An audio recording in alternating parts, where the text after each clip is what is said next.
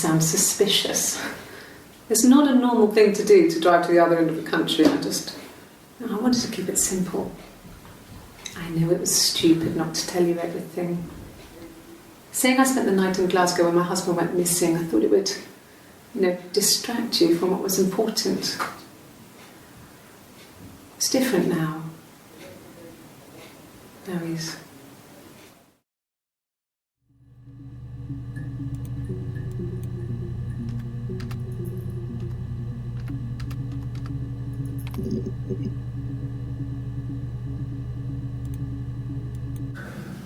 It's like I told you before, I drove.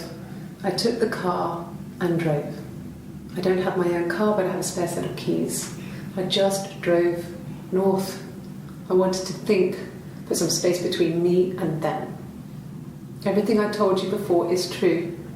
I stopped at Glasgow. I was tired, exhausted. I pulled out and I hit a car. My car was okay, but I was worried about the baby, so I went to A&E to get the okay. Everything was fine. Slept in the car. When I woke, I tried to call Hannah from a payphone. She wasn't answering. And then I decided to drive back. I had decided that she was more important to me than Simon.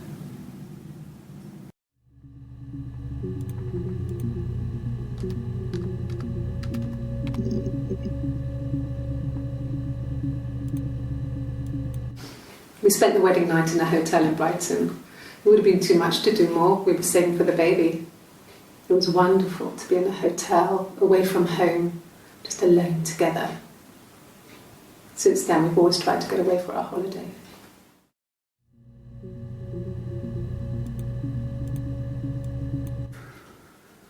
We couldn't afford our own place. Simon dropped out of school, went full-time at the Glaziers. That was Eric's generosity. We moved in with his mum and dad. They had a spare room for us and the baby, if it came. It was a nice change, time to myself, living there for those months, full of hope.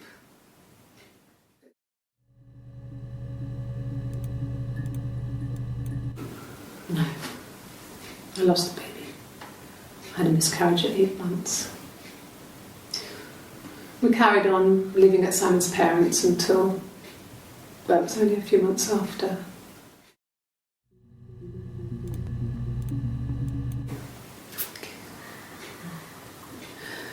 It was after dinner. I'd spoken to Simon's parents on the phone. I looked up for an early night and I suddenly had this thought. I think it was something his mum had said. She'd been speaking about old stuff.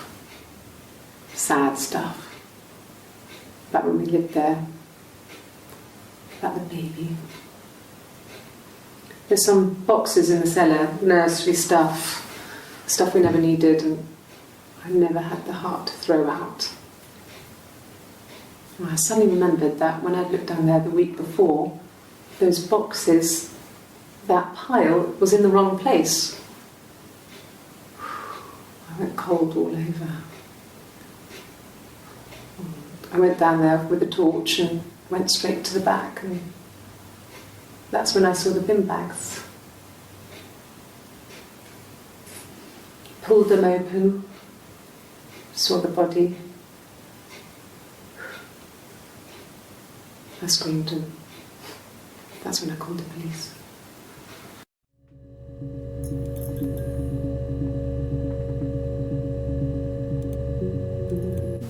Yes. It was a shock to him. I mean, we never thought it was possible. I don't know what I hadn't decided whether to keep the baby. I wasn't really ready to talk to him about it.